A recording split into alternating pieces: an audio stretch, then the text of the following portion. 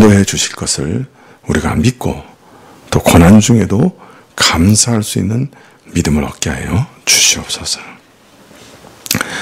주님께서 우리에게 주신 선한 것들로 인해 하나님께 감사드리며 하나님께서 그 가운데서 하나님의 선하심과 긍휼히 여기심과 우리를 사랑하심을, 우리를 참으로 사랑하셔서 가까이 하심을 우리가 깊이 느끼게 해주시기를 구하고, 또 우리가 참 당황스럽고 고통스럽고 답답한 일 앞에서도 하나님께서 그 가운데 개입하셔서 그 모든 사정 가운데 하나님의 긍휼하심과 자비하심, 선하심과 참 주의 사랑을 그 가운데 드러내시기를, 주께서 그 일에 친히 간섭하시기를 항상 기도할 줄 아는 저희가 되게 하여 주시옵소서. 주님, 저희가 아무리 막막하여도 기도할 수 있기 때문에 소망을 잃어버리지 않고 주께 나아가온데, 주여, 기도하는 힘마저 잊어버린다면 우리가 어디에서 소망을 찾겠습니까? 하나님, 아버지 하나님, 어떠한 상황이라도 우리에게 기도할 수 있는 힘을 주십시오. 우리가 입을 열어 우리의 답답한 사정을 아뢰할 수 있는 능력을 얻게 해주시고, 막막하고 답답하여 어떻게 기도할 줄도 모르겠고 무엇을 어떻게 기도하는 것이 올바른지도 모를 때에도 하나님 성령께서 우리 안에 가르쳐 주시고, 지금 기도할 때 하나님 들으실 만한 합당한 기도를 우리가 드릴 수 있도록 도와주시옵소서. 우리에게 기도의 영으로 충만하게 해주시기를 간절히 기도드리옵나이다. 참으로 주님, 답답하고 오랜 기다림 가운데서 참 탄식하며 기도하는 자들의 기도를 아버지 하나님 들어주시옵소서. 잊지 말아 주시옵소서. 우리가 진토로 지음받은 자들인 것을 기억하여 주시옵소서. 아버지 하나님의 연단과 참으로 우리를 채찍질하심으로 인해 우리가 그리스도의 형상을 닮아가는 것으로 참으로 크게 기뻐하지만, 그러나 그 고통은 참으로 너무나 고통스러워서 또 우리의 인내가 곧 바닥날 것 같아서 하나님께 부르짖을 수밖에 없습니다. 하나님, 저희가 진토로 지음받은 자들인 것을 기억하시고 그 기도의 응답을 속히 이루시며 그 시간을 단축시켜 주시기를 간절히 기도드립니다. 주님, 저희 자녀들의 영혼을 위해서 기도하는 간절한 기도를 하나님 잊지 말아 주시기를 원합니다. 그때는 하나님이 정하시는 것을 우리가 아오나 그때를 단축시켜 주시고, 우리 자녀들이 어찌하든 예수 그리스도를 믿고 예수님께 자신의 영혼을 의탁하는 그런 은혜가 분명하게 속히 드러날 수 있도록 허락하여 주시옵소서. 어릴 때부터 주를 만나는 것이 얼마나 큰 복인지 저희 삶을 통해 알고 있사온데, 아버지 하나님, 우리 자녀들이 어릴 때부터 주의 은혜를 얻어 예수님을 알고 예수님께 자신의 영혼을 의탁하며 하나님께 날마다 기도하는 놀라운 은총을 허락하여 주시옵소서. 그것을 볼 수 있도록 허락하여 주시고, 그것을 보기까지 쉬지 않고 기도하는 영을 우리에게 허락하여 주시옵소서. 이 교회를 위해서 기도합니다. 교회 안에 들어온 모든 자들이 참으로 주의 은혜를 얻기를 원합니다. 주의 부르심을 받기를 원합니다. 주의 성령을 충만하게 얻기를 원합니다. 영생을 얻기를 원합니다. 이런 은혜를 허락하여 주시옵소서.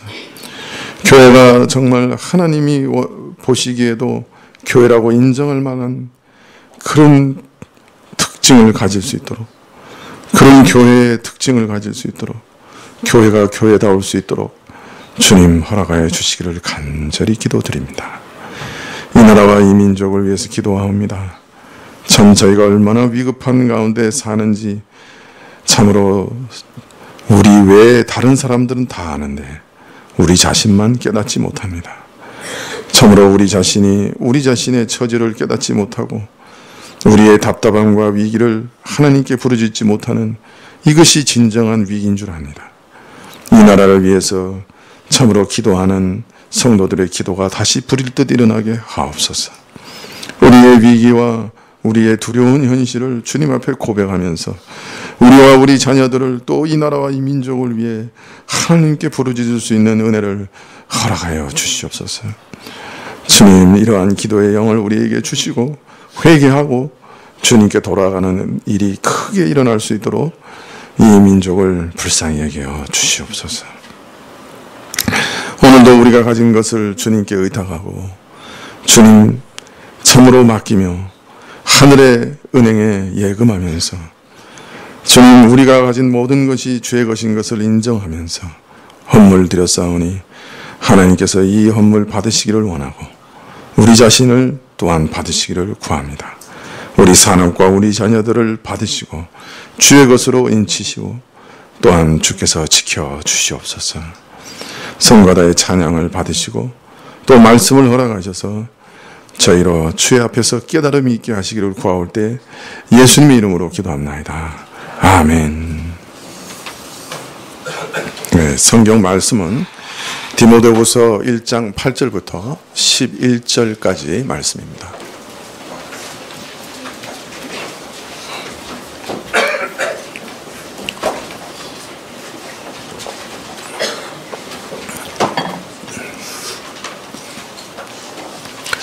디모데후서 1장 8절부터 11절까지 말씀.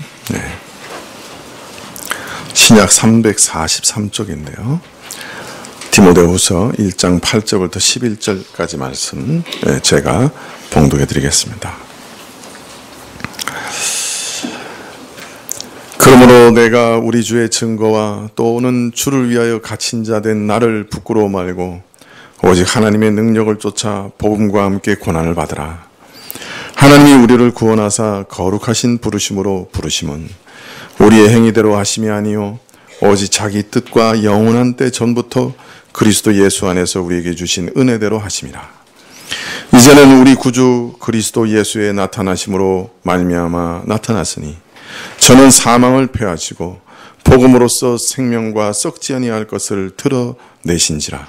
내가 이 복음을 위하여 반포자와 사도와 교사로 세우심을 입었노라. 아멘.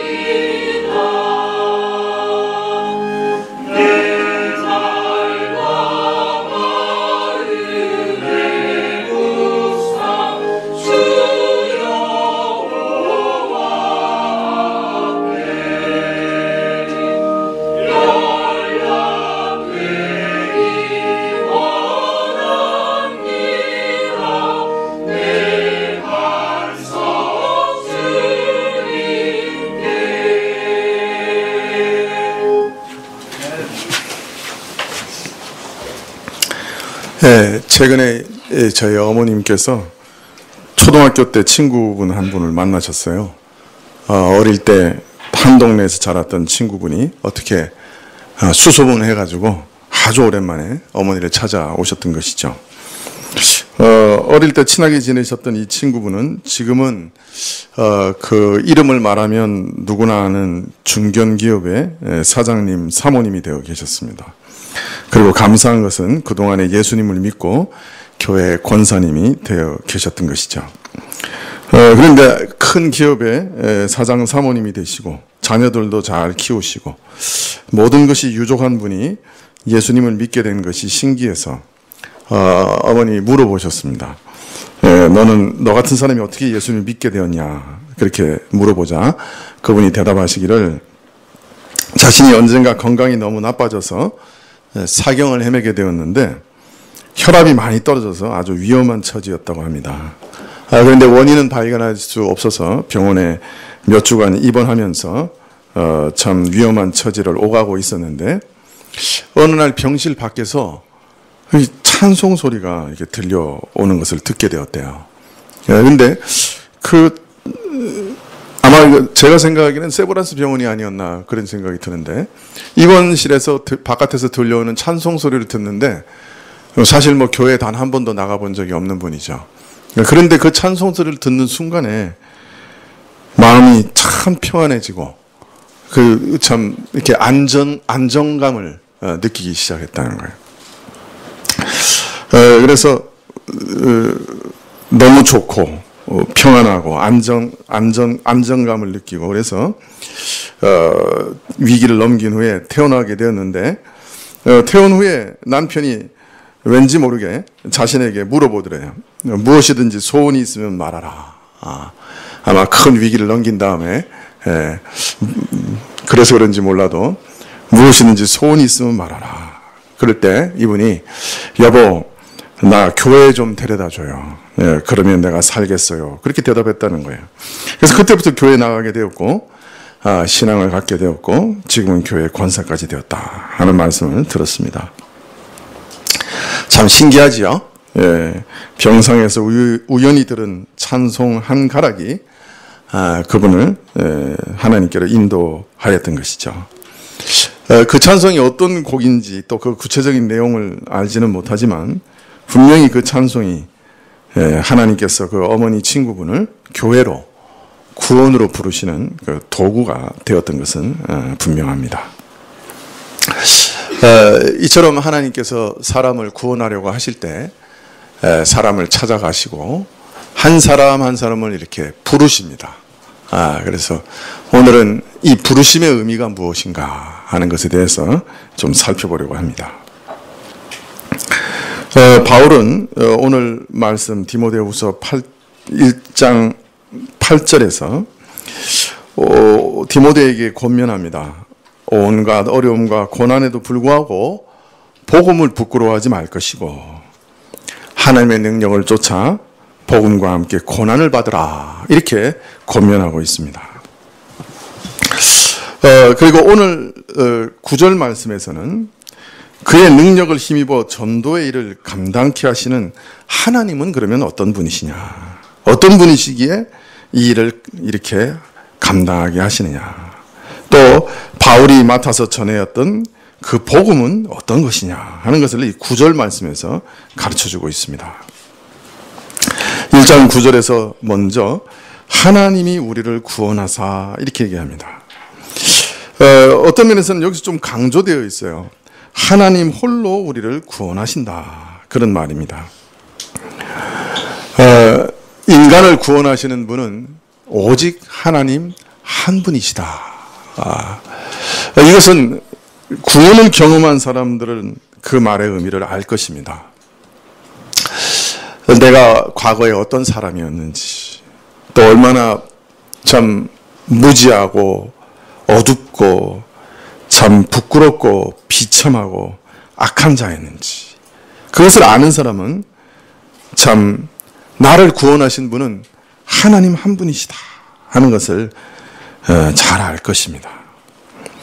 또 이런 자를 구원하여 하나님 앞에서 능력으로 살아가게 하시는 하나님을 닮아가게 하시는 그런 일들을 경험해 본 사람은 하나님께서 홀로 우리를 구원하신다 하는 말씀 속에 숨어 있는 뜻을 알 것입니다. 죄와 저주와 심판과 죽음에서 구원하여서 하나님의 영원한 생명으로 들어가게 하시는 그런 특별한 능력을 경험한 자들은 참 하나님께서 어떻게 우리를 도우시고 어떻게 인도하시고 우리를 어떻게 구원하셨는가 하는 것을 알 것입니다. 그래서 어떤 사람들보다 목사나 나를 도와주었던 전도자나 그 어떤 사람들보다 오직 하나님만을 바라보고 의지하게 될 것입니다. 심고 물 주는 어떤 사람보다 자라게 하시는 하나님만을 의지하고 바라보게 되는 것이죠. 그리고 날마다 우리의 죄짐을 져주시는 하나님을 의지하고 꼭 붙들게 되는 것입니다. 하나님만 우리를 구원하신다 하는 것을 아는 것이죠. 이어서 디모데후서 1장 9절에서는 하나님만이 우리 구원의 유일한 주체이심을 말한 다음에 그러면 이 구원을 우리에게 주는 복음은 어떤 것인가 하는 것을 간략하게 말씀합니다. 구원이 오직 하나님의 손에 달려있다 하는 것을 말한 다음에 이 구원을 우리에게 주시는 복음은 어떤 것인가 하는 것을 아주 짧은 말씀으로 우리에게 말씀하십니다. 하나님은 우리를 구원하사 거룩하신 부르심으로 부르심은 우리의 행위대로 하심이 아니요 오직 자기 뜻과 영원한 때 전부터 그리스도 예수 안에서 우리에게 주신 은혜대로 하심이라. 먼저 구원의 주관자이신 하나님께서 우리를 부르셨다 이렇게 말합니다. 거룩하신 부르심으로 부르셨다. 하나님께서 우리를 구원하신 일은 거의 거룩하신 부르심으로 우리 한 사람 한 사람을 부르시는 것으로 시작된 것입니다. 그가 먼저 부르시지 않았다면 아무도 하나님 앞에 나갈 수 있는 자가 없었지요. 하나님께서 우리를 구원하실 때 우리를 불러서 구원하셨어요. 하나님이 우리를 부르셔서 자기에게 오게 하셨습니다. 이러한 부르심 때문에 우리가 구원을 얻은 것이지요. 그런데 이 부르심의 특징에 대해서 이렇게 얘기합니다. 하나님의 부르심은 어떤 특징을 가지고 있느냐? 행위를 따라 부르시는 것이 아니다 이렇게 말합니다. 내가 뭘 잘한 게 있어서, 내가 다른 사람보다 나은 게 있어서, 더 선하고 의로워서 부르신 게 아니라는 것이에요. 즉 내가 행한 어떤 선한 일의 대가로, 내가 이루어낸 어떤 업적으로 구원을 받는 것이 아니라는 말씀입니다. 여러분, 우리 인생의 모든 일은 원인이 있기 때문에 결과가 있다고 생각을 합니다. 원인이 없는 일은 없지요. 거의 없지요. 우리가 우연이라고 부르는 일들은 사실은 그 원인을 알지 못하기 때문에 우연이라고 부르는 것이죠. 우리가 경험할 때는 우연한 것이 많죠. 그런데 왜 우리가 우연이라고 생각하느냐? 그것은 그 일의 원인을 모르기 때문에 우연이라고 생각하는 거예요. 우연이 감춰져 있는, 그 원인이 우리에게 감춰져 있는 것이죠. 사실은 우리 삶에 있어서 대부분의 일은 우연이라고 느껴지는 것 외에는 대부분의 일들은 어떤 원인이 먼저 있었어요. 감기가 걸린다 그러면 먼저 몸이 피곤한 것이 있었어요. 그냥 갑자기 감기가 걸리는 법은 없는 거죠. 그런데 그래서 우리는 우리가 받은 구원에 대해서 항상 내가 무언가를 행했기 때문에 내가 구원을 얻었다. 내게 무엇인가 원인이 있기 때문에 구원이 내게 주어졌다. 이렇게 자꾸 생각합니다. 그런데 오늘 말씀에 분명히 얘기하시는 것은 우리가 부르심을 받은 것도, 우리가 구원을 받은 것도 우리의 행위 때문이 아니다. 즉 우리 안에 있는 어떤 원인 때문도 아니다. 그렇게 말씀하시는 거예요. 이게 신비죠. 하나님 안에 있는 어떤 것 때문입니다. 그러나 그건 우리에게 감춰져 있어서 우리는 알 수 없습니다. 그러나 아주 분명한 것은, 아주 확실한 것은 우리 안에 있는 어떤 것 때문은 결코 아닙니다.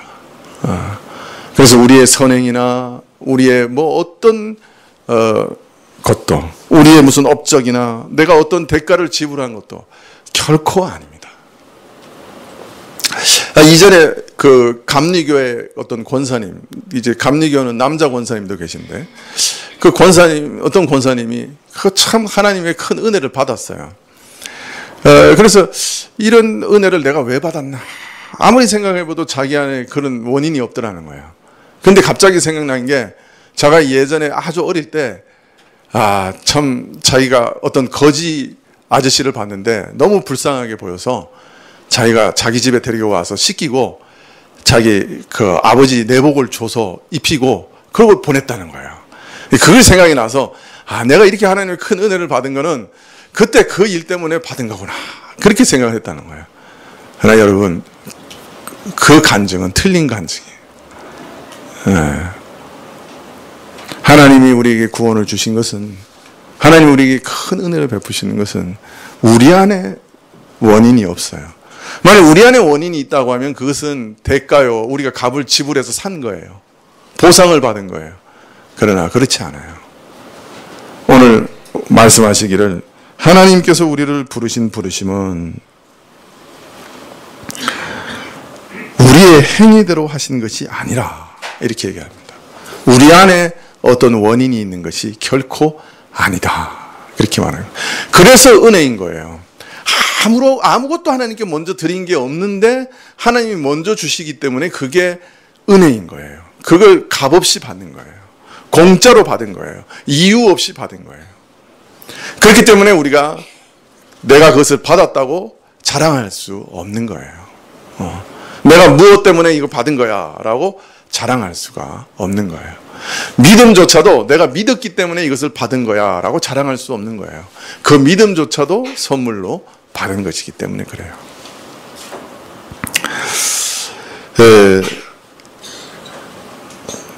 하나님께서 영원 전에 정하셔서 참으로 그리스도 예수 안에 우리에게 주신 것들이라, 그렇게 말씀하고 계십니다. 예수 그리스도를 통해서 우리에게 주시고 값없이 주시고, 그리고 하나님의 정하신 것 때문에 주신 것이지 우리의 어떤 행위로 받은 것이 결코 아니다. 만일 우리가 어떤 행위를 통해서 내가 무엇인가 하나님께 드려서 구원을 받는 것이다 라고 하면 우리는 항상 불안할 거예요. 왜냐하면 내가 예수님을 믿은 다음에도 계속해서 하나님께 그렇게 좋은 것을 드릴 수 있느냐 말이에요. 드릴 수 없거든요. 내가 잘 알거든요. 자, 그렇다면 내가 어떻게 그 구원을 유지할 수가 있겠어요? 여러분, 만일 하나님께서 그 행위를 따라 우리를 구원하신다고 하면 우리가 어떻게 구원을 얻을 수가 있겠어요? 처음부터 구원도 불가능하고, 만일 혹 얻었다고 해도 그 구원을 유지할 수가 없을 거예요. 행위대로 우리에게 구원을 주신다고 하면 구원을 얻을 자가 단 한 명도 없고, 또 혹시 하나님께서 구원을 주신 다음에 자, 여기서부터 네가 지금까지 지은 죄는 내가 다 용서해 줬어. 이제부터는 선을 행해서 네가 구원을 유지해야 돼. 요이 땅 한다고 해도 구원을 유지할 수 있는 사람은 아무도 없죠. 여러분, 구약에 많은 율법이 있죠. 그 많은 율법을 막 요약하고 또 요약하면 십계명의 두 돌판으로 요약할 수 있어요. 근데 그 십계명의 두 돌판을 또 요약하고 또 요약하면 무엇으로 요약할 수 있죠? 하나님을 온 마음과 온 뜻과 온 힘을 다해 사랑하고 내 이웃을 내 몸처럼 사랑하라. 이 두 가지 계명으로 딱 요약이 되죠. 자, 그런데 한번 생각해 보십시오. 하나님을 사랑한다고 하는 것은 잘 눈에 보이지 않는 거니까 그냥 내가 하나님 사랑하고 있어 라고 생각할 수 있을지 몰라요. 그러나 그것도 불가능해요. 사실은 온 마음과 온 뜻과 온 힘과 온 정성을 다해서 사랑해야 돼요. 우리는 한 번도 하나님을 그렇게 사랑해 본 적이 없어요. 온 마음을 다해서 사랑해 본 적이 없어요.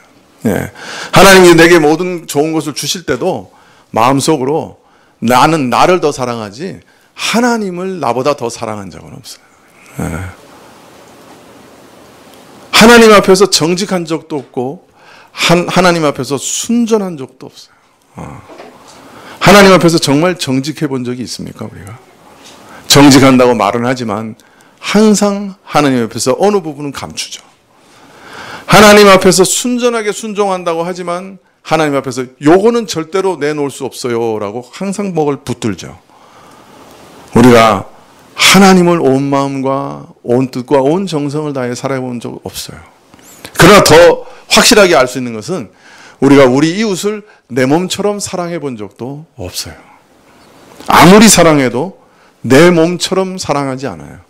내 몸처럼 사랑하는 순간이 있다고 해도 그건 찰나에 불과해요. 그러나 그것도 오해예요. 자기를 사랑하기 위해서 상대방을 사랑하는 거예요. 자, 그런데 우리 행위를 따라 구원하시면 하나님의 헌법을 날마다 어기고 있는 우리인데 한순간도 지킨 적이 없는 우리인데 하나님을 온 마음과 온 뜻으로 한 번도 사랑한 적이 없고 내 이웃을 내 몸처럼 참 한 번도 사랑해 본 적이 없는데 어떻게 구원을 얻겠어요? 자, 이제 구원을 줄 테니까 이제부터 너는 그렇게 살아. 그렇게 얘기하셔도 우리는 살 수 없어요. 성령을 받은 사람도 천에 한 번, 만에 한 번 그렇게 살까 말까 하죠.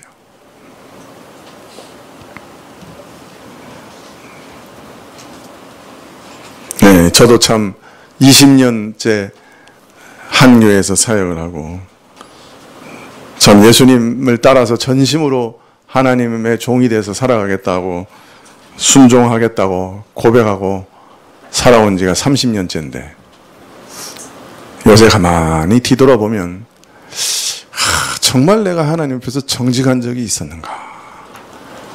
내가 온 마음을 다해서 하나님을 섬긴 적이 있었는가? 고개를 자꾸 가로지르게 돼요. 그래서 기도하게 돼요. 하나님, 좀 하나님 앞에 더 정직하게 해주십시오. 좀 더 순전한 마음으로 좀 하게 해주십시오. 제가 봐도 아닌데 하나님 보시기에는 어떻겠어요? 만일 내가 믿어서 내가 순전하게 하나님을 따라서 내가 내 이웃을 내 몸처럼 사랑해서 내 구원을 유지하는 것이라고 하면 참 내 삶은 불안할 수밖에 없겠죠. 내가 구원받은 이후에 내 구원을 지켜야 된다고 하면 책임져야 한다면 내 장래는 불안할 수밖에 없을 것입니다. 내가 얼마나 연약한 자인 것을 잘 알고 내 죄악이 얼마나 뿌리 깊게 박혀 있는 것을 잘 알고 또 날마다 역경과 고난과 환난과 시험 앞에서 얼마나 잘 넘어지는지 아는 자로서 내가 스스로 내 믿음을 지키고 거룩한 삶을 지켜서 구원에 이르러야 한다고 하면 지금 포기하고 말 것입니다. 왜냐하면 내일 내가 어떻게 될지 장담할 수 없기 때문인 것이죠. 근데 오늘 말씀에서 참 놀라운 일을 알리고 계십니다. 우리 구원은 우리에게서 시작된 것이 아니다 하는 것입니다. 구원이 나의 의로움이나 나의 선함이나 나의 경건으로 시작된 것이 아니라고 말합니다. 나의 믿음에서도 나의 신실함에서도 나의 사랑에서도 시작된 것이 아니다라고 말씀하고 계시는 거예요. 여러분, 구원이 하나님 홀로 시작하신 것이라고 하면 그 구원을 누가 마치실 겁니까? 하나님 홀로 마치시겠죠. 그 누구의 도움도 없이 구원을 주신 거 그 구원을 우리 안에서 시작하셨다고 하면 그 누구의 도움 없이도 그 구원을 끝내는 완성하실 수 있을 겁니다. 물론 성화의 과정에서는 우리의 순종이 필요합니다. 그러나 그것은 우리에게 나중에 상 주시려고 그렇게 하시는 겁니다. 그러나 근본적으로는 하나님이 지키시는 겁니다. 하나님이 하시는 겁니다. 그래서 그런 의미에서도 참으로 여호와는 홀로 우리를 구원하시는 분이다. 그렇게 말할 수가 있습니다. 시작하셨으니 마치시는 분도 하나님이십니다.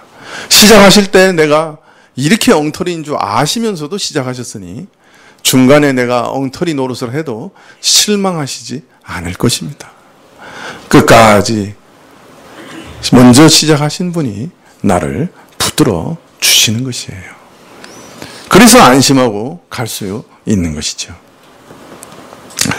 자, 하나님께서 이 구원의 은혜를 우리에게 주실 때 제일 먼저 하시는 일이 부르시는 일이라고 얘기합니다.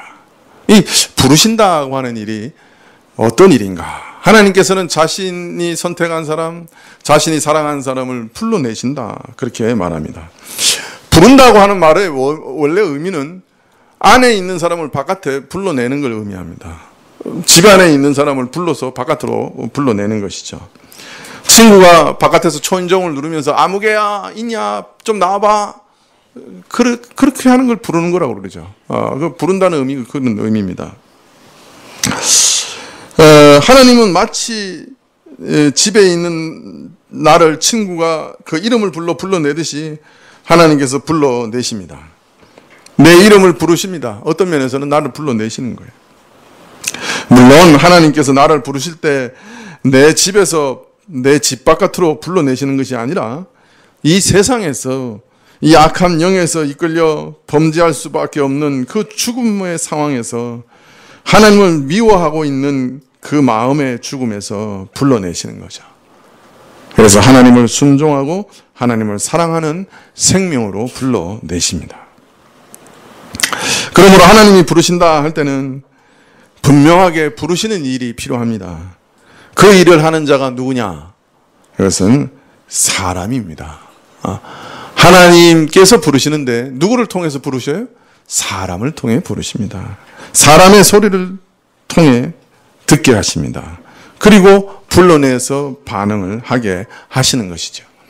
하나님께서 하늘에서 사람이 알아듣지 못하는 말로 아무리 부르셔도 우리는 못 들을 겁니다. 그죠? 세상에는 우리가 못 듣는 소리가 엄청 많습니다. 여러분, 배에 무슨 이상이 생겼는가 하고 병원에서 검사했을 때 초음파 검사기라고 하는 게 있어요. 근데 소리인데 우리가 못 듣는 소리로 배에 쏘여가지고 그 진동으로 배 안에 있는 병들을 찾아내는 거죠. 그 소리인 거예요. 초음파라고 해서 우리가 못 듣는 소리인 거예요. 이 세상에는 소리가 엄청 많은데 우리가 들을 수 있는 소리는 매우 한정되어 있습니다. 그런데 영계의 소리는 아예 들을 수가 없겠죠. 어떤 기계를 통해서도 못 듣죠. 자, 그러니 하나님께서 하늘의 소리로 우리에게 말씀하신다고 하면 우리가 못 알아들을 거예요. 그래서 하나님은 우리를 부르실 때 사람을 통해서 부르십니다. 그래서 사람의 음성으로 사람이 알아들을 수 있도록 부르시는 거예요. 자, 하나님이 우리를 부르시는데 어떤 모양으로 부르시는가? 사람의 소리로 부르시는 겁니다. 하나님을 발견하고 하나님을 만나기를 원하는 많은 사람들이 생각할 때 하나님께서 좀 하늘에서 이렇게 탁 나타나 보여주시면 좋겠다. 또 어떤 때는 꿈이나 환상으로 얘야 내가 너를 사랑한단다 이렇게 보여주시면 좋겠다. 그래서 막 기도하는 사람들도 많죠. 하나님 좀 보여주시면 내가 하나님을 믿겠습니다. 그런 사람들도 많죠. 또 십계명을 주시는 것 때처럼 하늘에서 그냥 큰 음성이 들려와서 그냥 형아 내가 너를 사랑한다 이런 음성 듣기를 원하는 사람들도 있죠. 그러나 여러분 하나님께서는 통상적으로 그렇게 역사하지 않으십니다.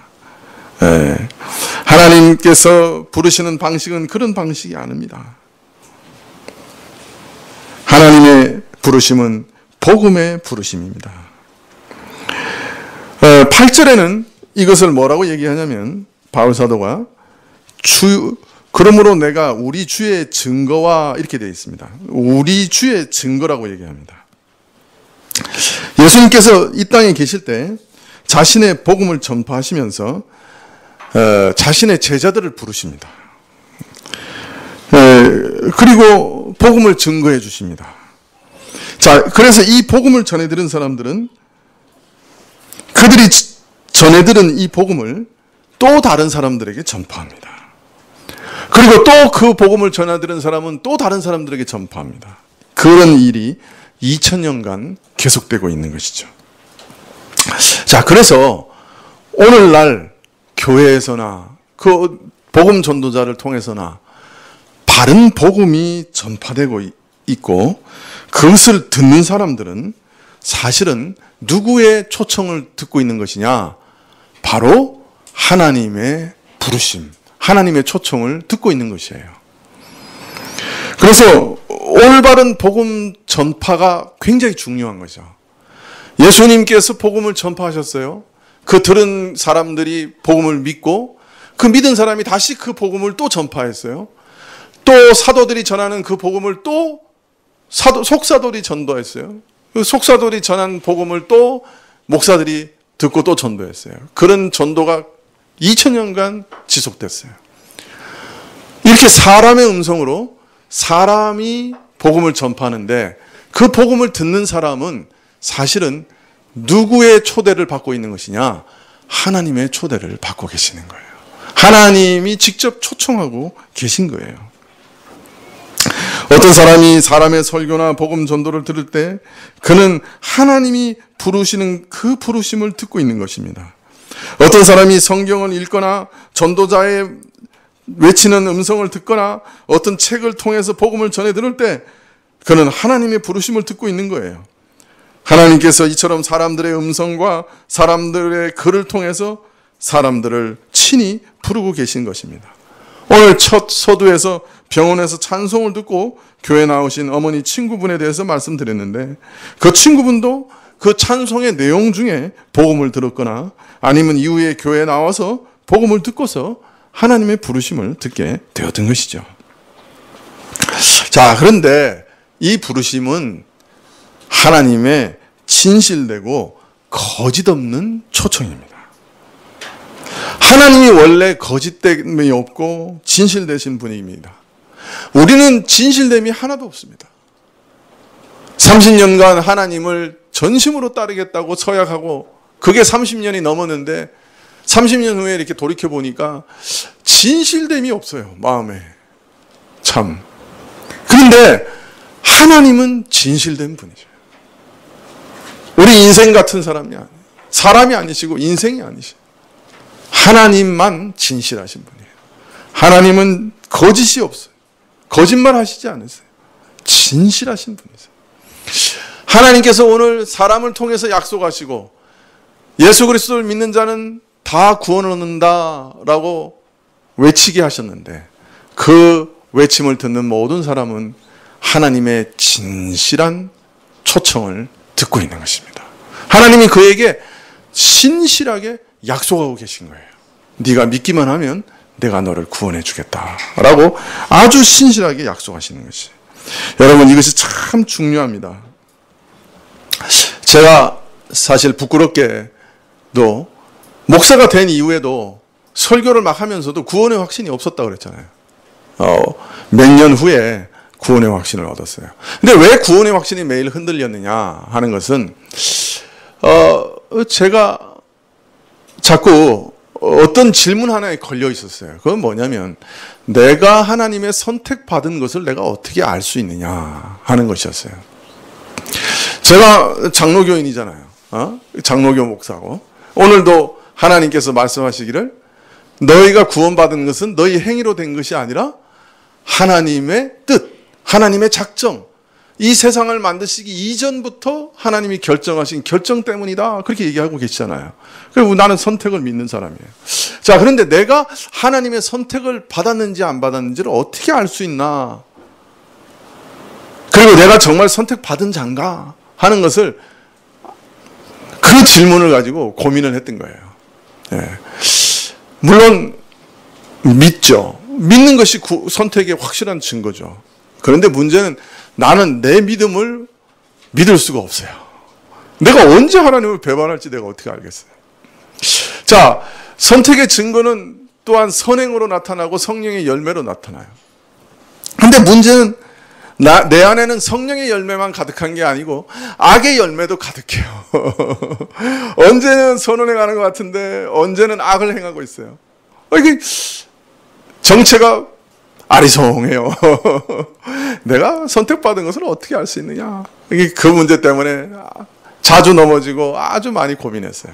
그 질문을 하면 안 된다는 걸 알면서도 자꾸 질문을 했어요. 예. 그런데 존 머리라고 하는 분의 논문을 한 편 읽고 있는데 갑자기 눈이 번쩍였어요.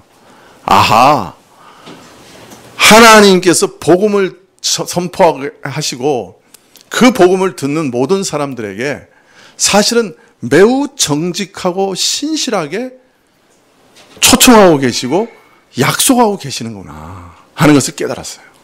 그러니까 하나님의 부르심은 진실되고 정직한 부르심이구나.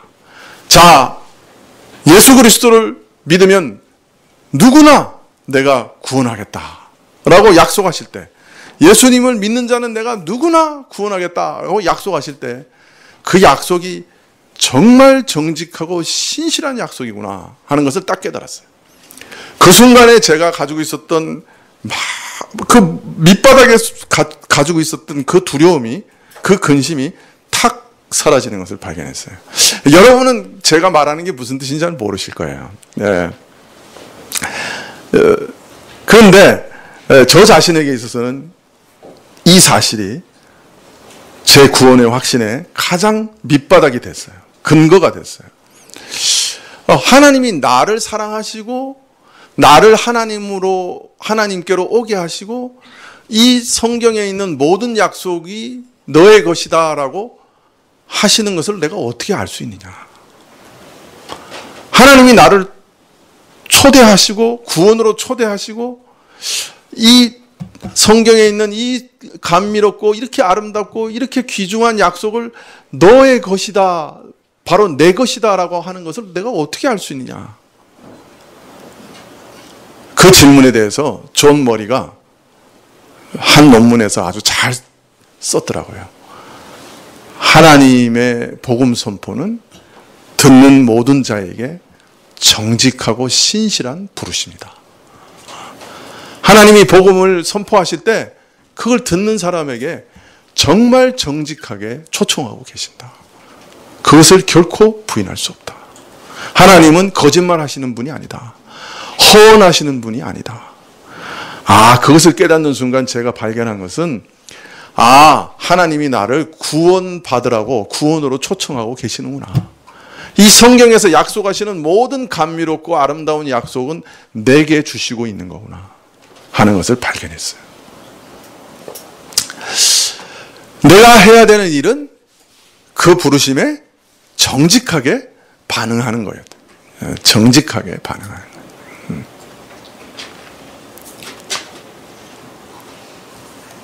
그래서 제가 정직하게 반응했는가 살펴봤어요. 내가 정말 예수님 외에는 구원 얻을 길이 없는 죄인인 것을 정말로 믿고 있는가? 예수님 외에는 소망이 없다는 건 정말 알고 있는가? 알고 있더라고요. 예수님 외에 소망이 없더라고요.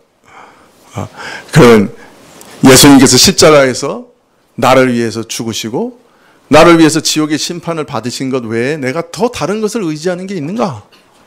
없더라고요. 그것만 정말 정직하게 의지하고 있더라고요.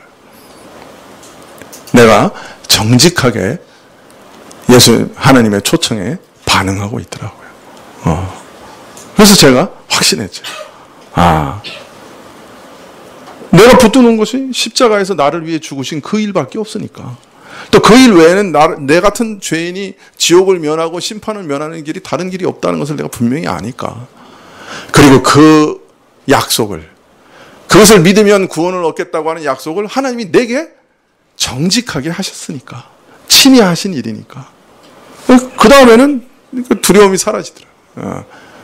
그 다음에는 회의가 사라지더라고요. 의심이 사라지더라고요. 모르겠습니다. 사실 그걸 수년간 아주 참 비참한 상황에서 고민해 본 사람은 그 기쁨을 아는데, 여러분이 그 기쁨을 아실지는 잘 모르겠어요. 그러나 여러분 기억하십시오.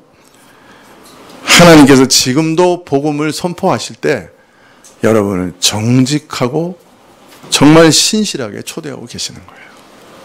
거짓말 하실 수 없는 분이 여러분을 지금도 하나님께로 초대하고 계시는 거예요. 그걸 믿으시면 됩니다. 여러분, 하나님께서 우리를 초대하시는 것은 뭐 어떤 특별한 하늘의 징조가 필요한 게 아닙니다. 뭐 하나님께서 하늘에서 큰 음성으로 막 말해야 되는 게 아닙니다. 지금 성경 말씀을 읽거나 복음 전도의 말씀을 듣는 모든 사람에게 하나님께서는 신실하게 초청하고 계시는 거예요. 하나님께서 이 설교를 듣고 있는 여러분에게 사실은 신실하고 정직하게 초청하고 약속하고 계신 거예요. 하나님은 이 사람을 통한 복음 전도의 방식으로 하나님의 초청을 우리에게 주시는 것입니다. 내가 믿기만 하면 구원을 얻으리라. 이 복음을 지금도 듣게 하시고 자신에게 신실하게 초청하고 부르시는 것입니다. 의심할 필요가 없어요. 여러분 지금 오늘 이 순간에도 하나님의 초청을 받고 계시고 부르심을 듣고 계신 것입니다. 그러나 이런 복음의 부르심 초청도 아무에게나 주어지는 것은 아닙니다. 사실 아무에게 주어지는 것도 아니에요.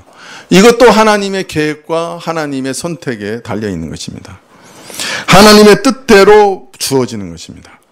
여러분, 우리나라에 지금도 예수님의 이름을 알지 못하는 사람들이 의외로 많습니다. 한 번도 예수님에 대해서, 복음에 대해서 들어보지 못한 사람들 많아요. 여러분 아파트나 여러분 주변에 있는 집에 근처에 있는 어린아이들한테 가서 물어보세요. 너 예수님 아냐? 들어본 적이 없다고 얘기하는 아이들이 엄청 많을 거예요. 또 우리 민족은 이 복음의 약속을 오랫동안 듣지 못했어요. 1800년 이상 우리는 이 복음을 들어본 적이 없어요. 물론 아마 제가 짐작하기로는 통일신라 시대 때 복음이 이 나라에 들어왔을 거라고 믿습니다. 왜냐하면 중국 당나라에 경교라고 하는 기독교가 전파된 적이 있어요. 서기 635년경에 기독교의 일파 중에 하나인 경교가 중국에 들어왔습니다. 그래서 한 250년간 유행했습니다. 대진 경교 유행비라고 하는 비석이 중국에서 발견됐는데, 여기서 대진이라는 말은 로마라는 뜻이에요. 대진, 경교. 경교는 조금 말씀드린 것처럼 페르시아의 기독교의 신앙의 일파고, 유행비라고 하는 것은 경교가 어떻게 유행했는가 하는 것을 기록한 그런 비석입니다. 거기 보면 서기 635년경에 알로펜이라고 하는 선교사와 함께 21명의 선교사가 당나라 수도 장안에 와서 조정의 환영을 받았습니다. 그리고 서기 714년경에는 당의 대주교가 와서 교구를 설정하기도 하였습니다. 이 경교는 원대까지 명맥을 유지하다가 사라져버렸는데요. 이 경고의 영향이 통일신라 시대 때, 이 시기가 통일신라 시기거든요. 통일신라 시기에 전해지지 않았는가 그렇게 짐작이 됩니다. 왜냐하면 1959년에 경주에서 신라 시대의 석재 십자가, 동재 십자가가 발견되고 마리아 관음상이 발견됐습니다. 관음상인데 마리아가 틀림없는, 그래서 일명 마리아 관음상이라고 이름 붙여진 그 마리아상이 발견이 됐습니다. 그래서 통일신라 시대 때 분명히 이 경교가 신라에도 전해지지 않았나 그렇게 짐작이 됩니다. 일본 서기에 보면 분명 서기 783년에 당나라 사람 황보가 경교 선교사 이미를 동반하여 일본에 왔다라고 기록되어 있습니다. 우리나라에는 정확한 기록이 없습니다. 발해에도 보면 7개의 와제 십자가와 경교도의 분묘가 발견됐고 동방박사가 아기 예수에게 경배하는 경배도가 발견됐습니다. 발해 시대에 이미 기독교가 발해에 전파됐다 하는 것을 알 수가 있는 것이죠. 그러나 근래 들어오기까지 우리 민족에게 복음이 전파되었다는 명백한 증거는 없습니다. 물론 남해안 지역의 많은 곳에 바벨탑 사건과 같은 내용의 그 전래 설화가 내려오고 있습니다. 그래서 그것이 어떻게 그런 남해안에 전파됐는지 하멜이나 이런 사람들을 통해서 전파됐는지 모르지만 그런 것이 있습니다. 그리고 1594년부터 1598년까지 7,000명을 초과하는 한국인 포로들이 천주교로 개종된 예가 있습니다. 임진왜란 때 포로로 잡혀간 사람들이죠. 그런 사람들이 7,000명이 넘게 천주교로 개종한 것이 기록에 남아 있습니다. 또 여러분 아시겠지만 도쿠가와 이에야스에게 끝까지 굴복하지 않은 성녀 줄리아에 대한 얘기, 이런 것들은 매우 유명하죠. 그래서 많은 사람들이 그 도쿠가와 이에야스 시대 때 순교했습니다. 한국 사람이 9명이 순교했고 천주교를 믿는 사람 중에 복자로 기록되어 있습니다. 뭐 이런 기록들이 있긴 하지만 1800년 동안 거의 한국 땅에는 복음이 전해지지 않은 게 사실입니다. 사실 복음을 듣는 것만 해도 하나님의 큰 은총입니다. 이 땅에 태어난 인생에게 복음을 듣는다고 하는 것은 절체절명의 기회입니다. 이런 기회조차 사실 아무에게나 주어지는 것이 아니라 하나님의 뜻 가운데, 선택 가운데 주어지는 것입니다. 한 사람 한 사람에게 이 복음이 전해 들려지는 것만도 너무나 소중하기 때문에 그 가치를 아는 사람들은 자신의 생명을 아끼지 않고 이 복음을 전했던 것이죠. 우리나라에 처음 들어온 개신교 선교사인 토마스 목사는 복음을 자기 입으로 한 번도 전해보지도 못했습니다. 한문 성경 몇 권 나눠주고 대동강에서 붙잡혀서 참수당했습니다. 이 대동강에서 붙잡혀서 죽을 때 자기 목을 내리치는 사람에게 한문 성경을 전해줬습니다. 이 사람이 박충곤이라는 사람인데, 이 사람은 그 한문 성경을 받아가지고 집에 가서 도배지로 사용했습니다. 한문 성경을 다 뜯어가지고 도배지로 사용해서 지붕 그 천장에다 다 붙여놓은 거죠. 그게 누우면 성경을 읽었어요. 그래가지고 하여튼 자신은 한마디 복음도 못 전하고 성경 몇 권 나눠준 다음에 처참하게 죽었죠. 근데 그의 목을 친 박충곤은 나중에 어떻게 된 건지, 아마 그 성경 때문에 그런지 모르지만 예수님을 믿었습니다. 그래서 1899년에 세례를 받았고 평양에서 교회가 세워질 때 최초의 교인 중에 한 사람이 되었죠. 이 복음을 전해 듣는다고 하는 것은 이게 대단한 것이죠. 그래서 많은 사람들이 우리 민족에게 이 소식 하나 전하기 위해서 목숨을 바쳤고 그 태평양의 거친 바다를 건너왔던 것이죠. 이처럼 하나님께서 사람들을 부르실 때는 믿는 사람들을 통해서 부르십니다. 믿으면 구원을 얻으니 예수님을 믿으라 촉구하시는 복음을 통해 부르십니다. 복음 전도자의 증언을 통해서든지 아니면 전도자나 책이나 여러 통로를 통해 복음을 듣게 하십니다. 그리고 복음을 듣는 사람들 중에 어떤 사람들은 예수님을 믿게 되지요.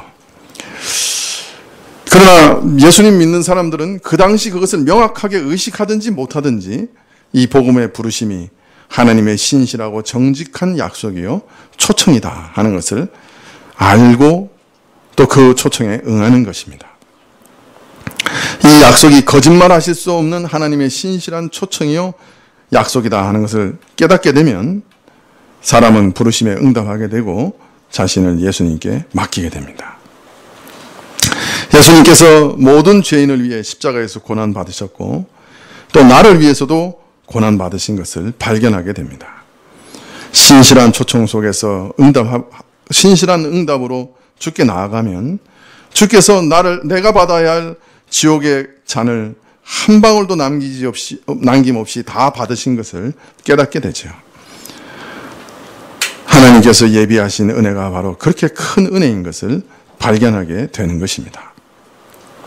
물론 이 복음의 초청을 들은 사람들이 이 초청을 믿고 다 받아들이는 것은 아닙니다. 많은 사람들이 이 복음을 듣지만 이 복음의 약속이 하나님의 참으로 신실하고 미쁘신 초청임을 알지는 못합니다. 또 반면에 어떤 사람은 그것을 깨닫고 믿습니다. 왜 이런 차이가 생기느냐? 이것은 다음 시간에 말씀드리도록 하겠습니다. 우리 자녀들을 위해서 우리 부모들은 끊임없이 기도해야 합니다. 참 늘 우리 자녀들은 복음의 초청을 받고 있는데 우리 자녀들이 이 부르심에 신실하게 반응할 수 있도록 늘 기도해 주시면 고맙겠습니다. 기도하시겠습니다.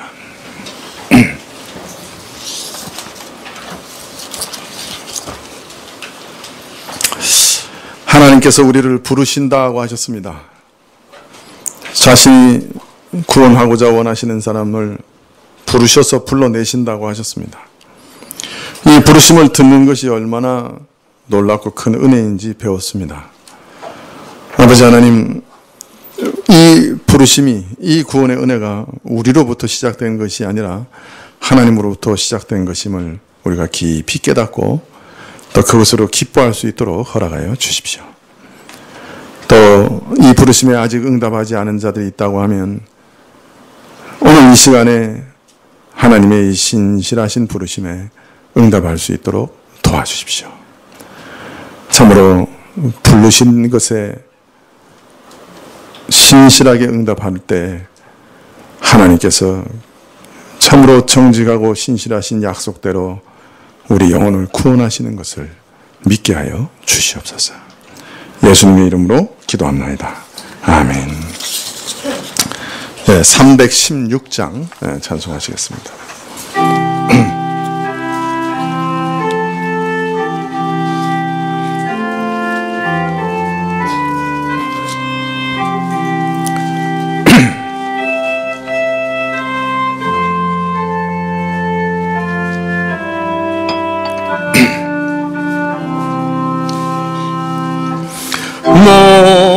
목마른 자들아 다 이리 오라. 이곳에 좋은 샘 흐르도다. 힘쓰고 애쓰미